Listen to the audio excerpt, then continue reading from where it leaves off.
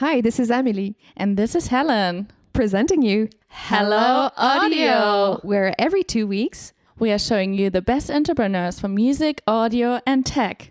and a huge thanks to Leo, who's producing this podcast for us. Hello Audio by The Venue Berlin.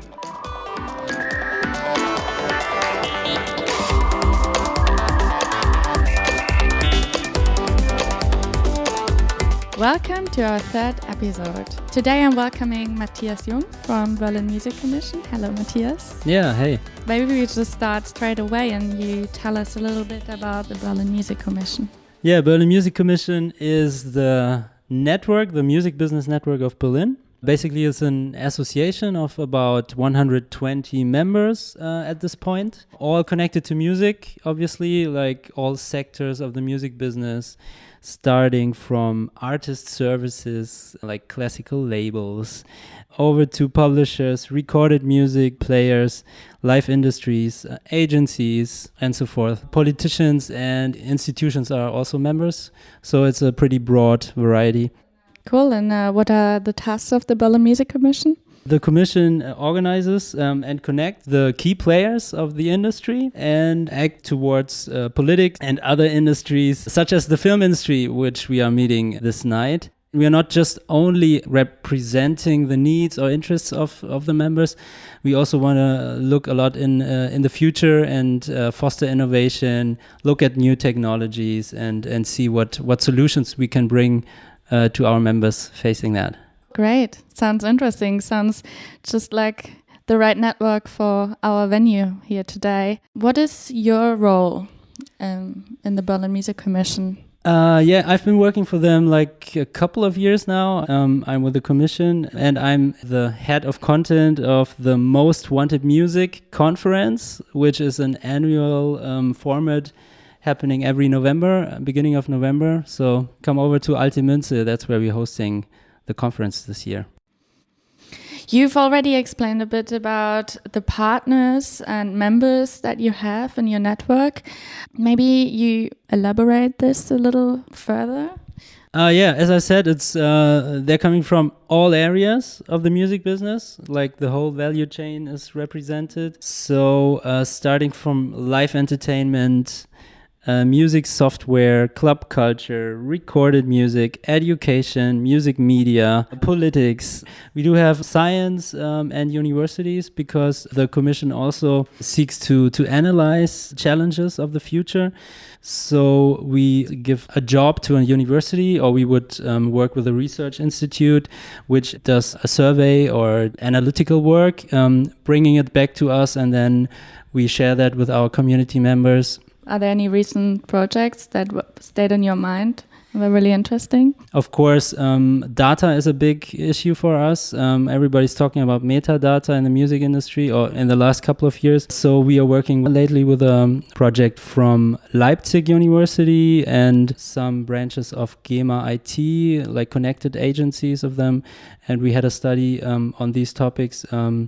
Also to blockchain and other topics on data. So it's all about data. All the hot topics. Are there any other projects that you currently work on with Berlin Music Commission? I really like the project Music Ambassadors. That's where the Berlin Music Commission sends ambassadors to a lot of different countries. So I would say this year about 20 people. Not only members, so you can apply for that program as a player or of the industry, and you can like apply for a specific project, a specific trip, and then people are going to Africa, the US, Asia. I think we had pretty faraway countries, or it's not everybody's going to New York or California, what you might think, but also like markets like in, I don't know, the music market in Pakistan or African markets are also of value. So, and we try to learn from them as well, and they try to learn from us. So it's all about exchange and again, knowledge transfer and exchange program. So that's a program I really like. And anyone working in the industry, or is it musicians rather, or? No, it can be everybody. It just has to be connected to the topic of music and the industry of music. So I think we won't foster or fund artist residencies or something like tour support. That's not part of the program. So it's rather really focused on the industry. Yeah, it's an exchange program. So that's at the center of it, I would say. That's amazing. That's cool. Yeah, I really like that program. Yeah. How can you apply? That just ran out, that deadline. We just sent them 2 months ago, but I think you should be able to apply until the deadline of, it's somewhere around the beginning of the year. Definitely do that. Yeah. Where do you want to go? Anywhere. Anywhere. Travel the world. Far away. Not too far away, though, is tonight's after work session. And I quickly want to jump into that because I think now it would be time for your partners and friends, or at least some of them, to introduce themselves and explain what they're doing, what their connection to Berlin Music Commission is. This is why we're quickly cutting in some of tonight's talks. Matthias, you have interviewed your partners and friends, and let's jump in.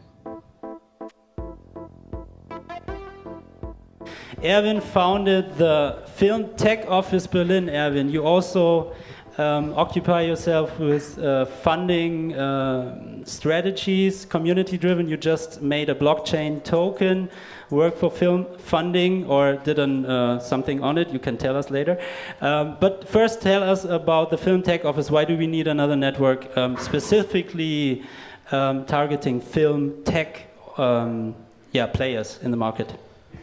Well, the Film Tech Office is just one part of what we're doing. So we started a Film Tech meetup last summer. It's a monthly event, and we address topics that are at the intersection between film and technology. So we look at the impact of artificial intelligence on film, big data, blockchain, all the buzzwords, and we see what happens when you put film in the bag.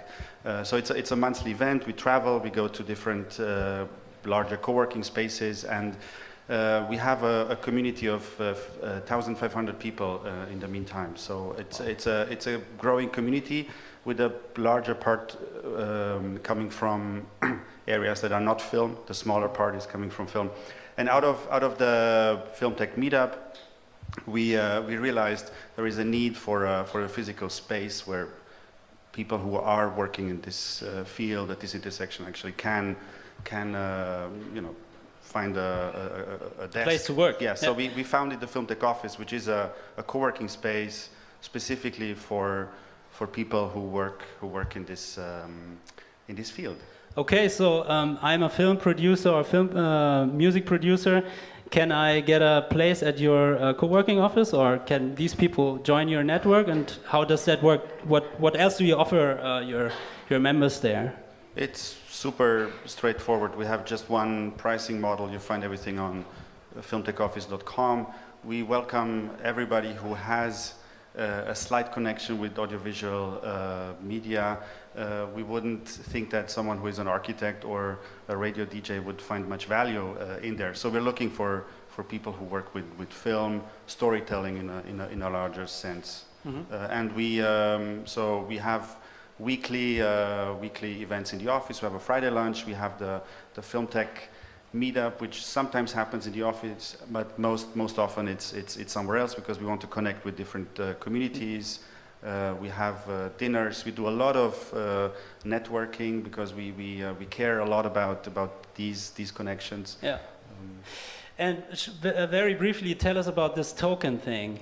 Does it replace what Helge is doing with the media board in 50 years, or is that just a supplementary model of directly giving money to film producers as crowdfunding is, or how can I imagine that blockchain thing coming up there? Oh, it's much quicker than 50 years. Okay, so maybe you two should have a talk there. On one side, we advocate a lot for blockchain. implementation. So we have a lot of events in this context. But then on the other side, we also work on, like with my partner, who is the co-founder of the office. We are at the moment doing a feasibility on launching a security token in Germany, which brings a lot of regulatory questions. But the idea is actually to create a financing instrument for films that would work not as a replacement to the existing sources, but as an additional financing source. Thanks again to Erwin from the Film Tech office, which obviously is quite futuristic and advanced, but still, film is a people's business, just as music is, which is why you need music supervisors just like Lena that you brought to us. Thanks again for this, Matthias. Yeah, Lena is a music supervisor, which is the intersection of musicians and artists and productions and labels, and on the other hand, the film producing sector, I would say. So Lena, maybe you can talk a few sentences on how that job is working and what maybe also challenges and perspective you see in the field of music supervision these days. Well, it depends on the project, because sometimes it's just right clearance.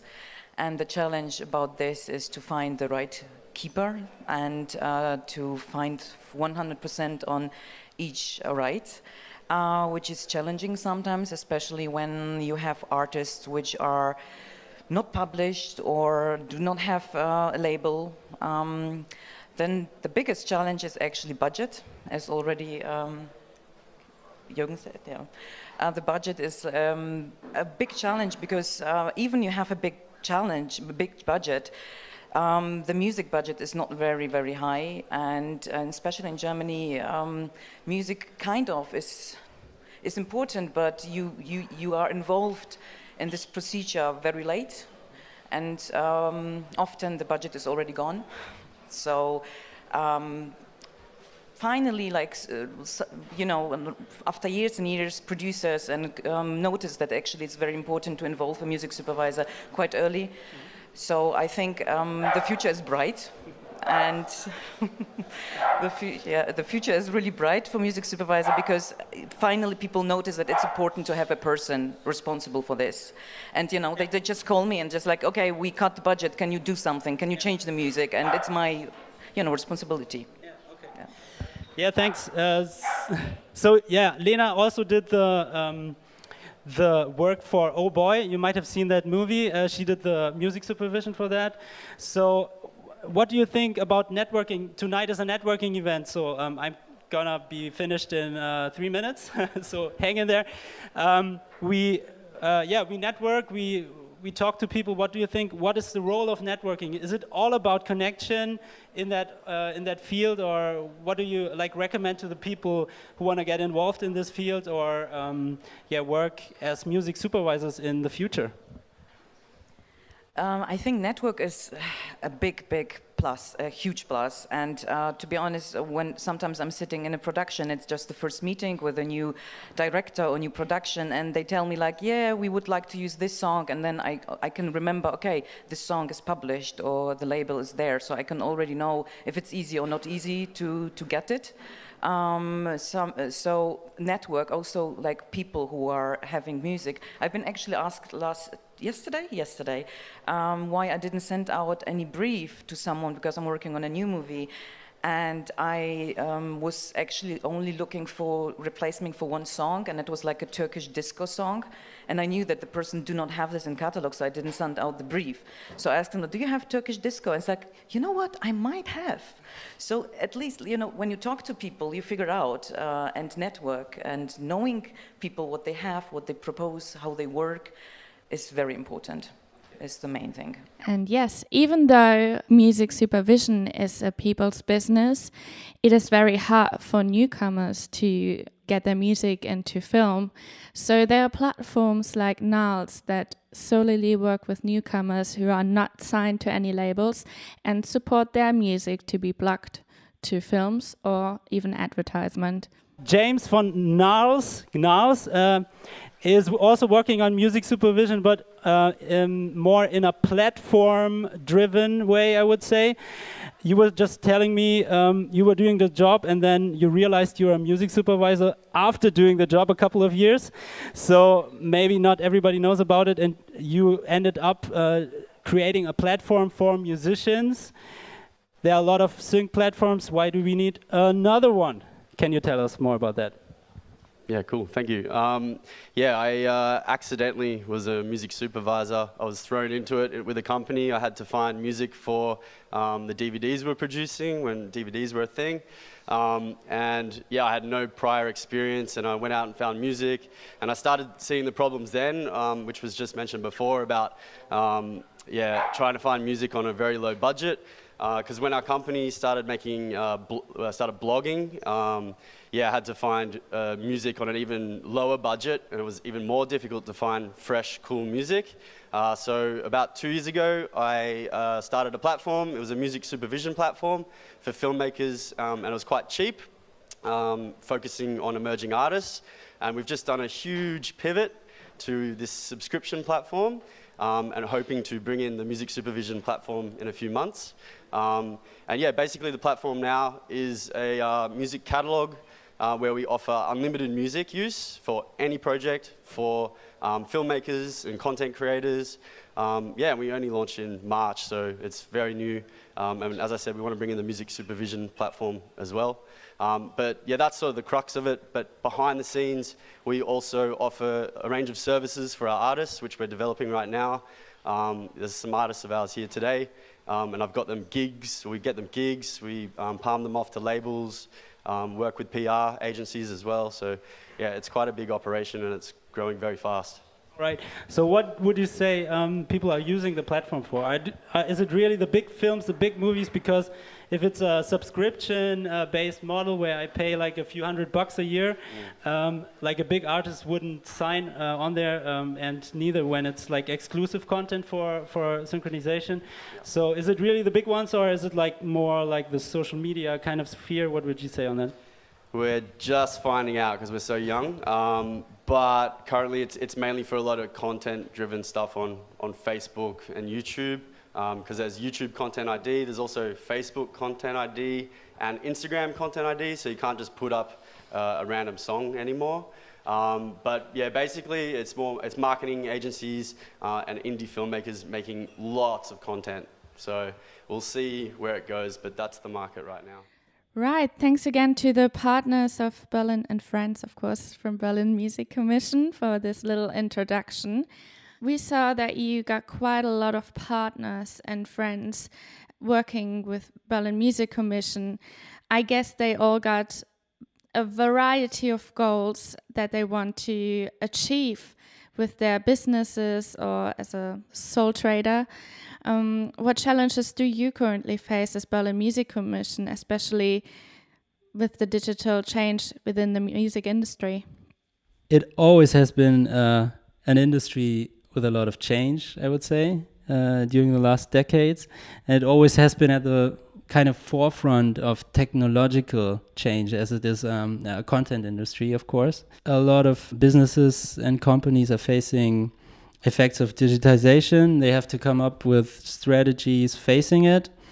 That's not only data, but also, of course, distribution channels. So a lot of musicians are able these days to market themselves if they have the time for it. They can choose different agencies, different services. They can do like their whole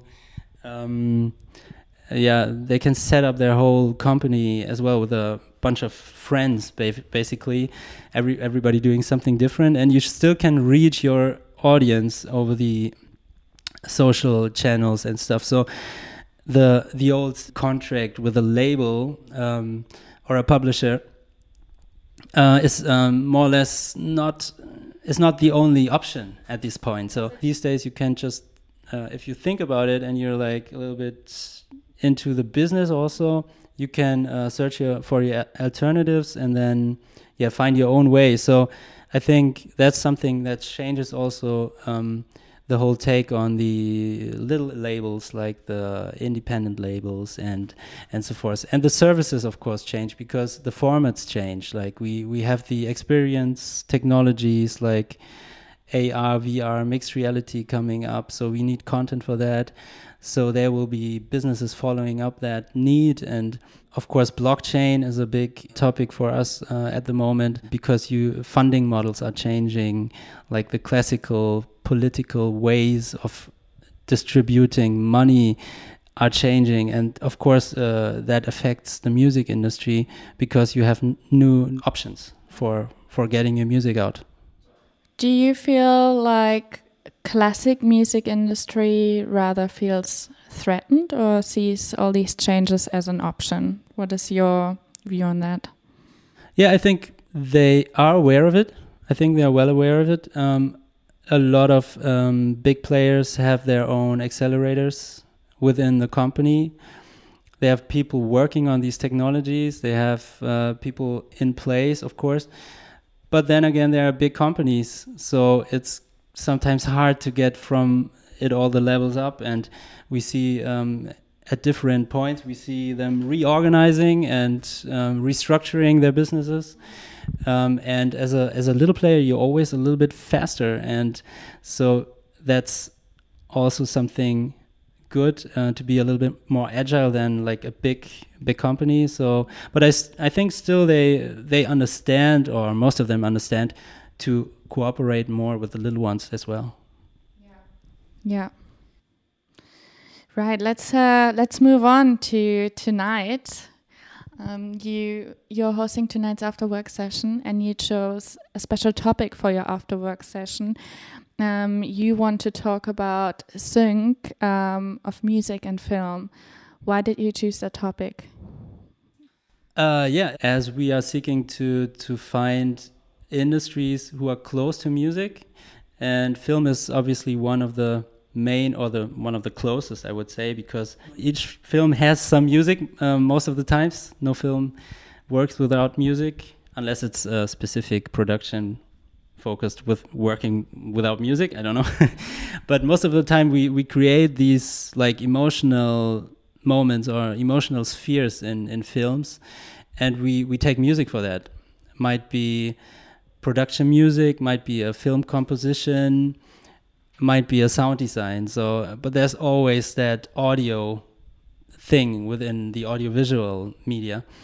So I think it's good to think it together, and also when it comes to funding, or when it comes to job profiles and collaboration within that industry, it's always very important to not think film and music, but to think film and music.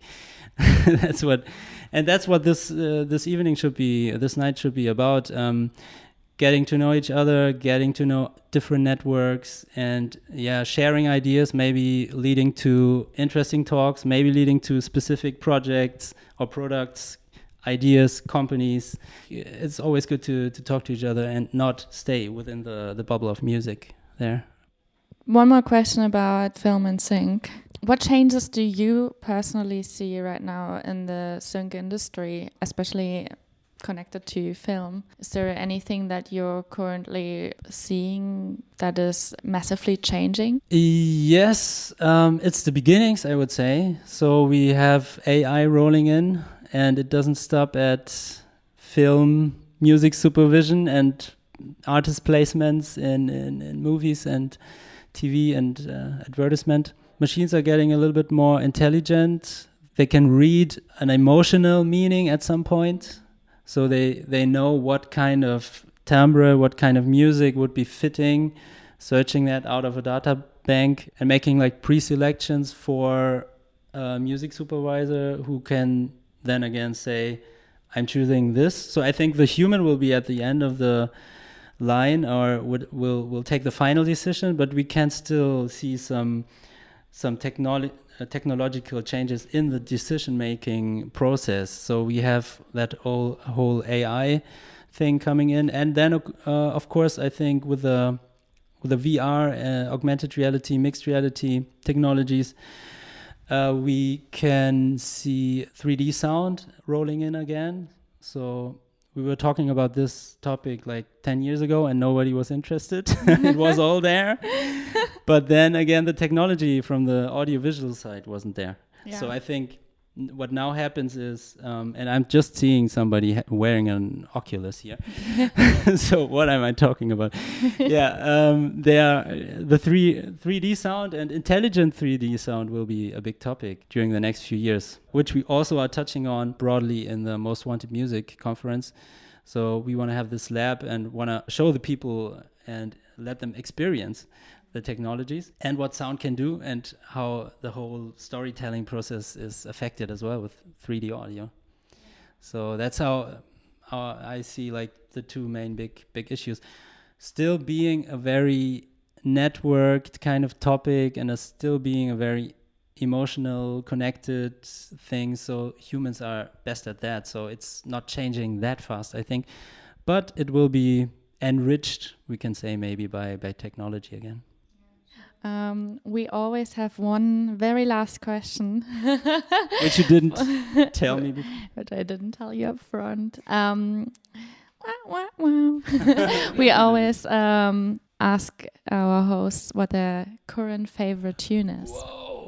When did I hear music the last time? I had to look into my computer at this moment, at this point of time. I listened to a lot of stuff yesterday, so I have to scroll through my Shazam.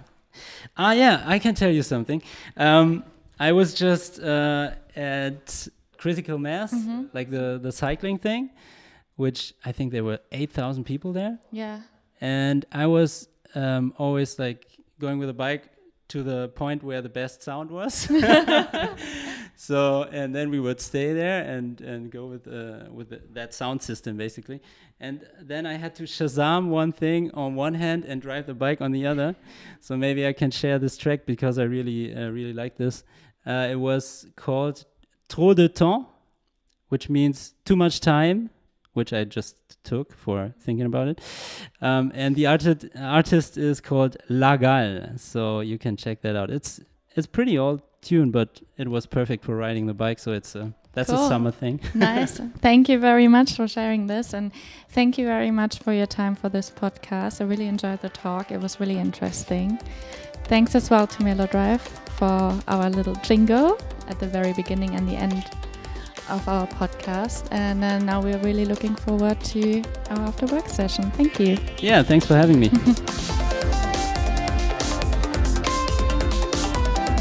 Hello, Audio by The Venue Berlin.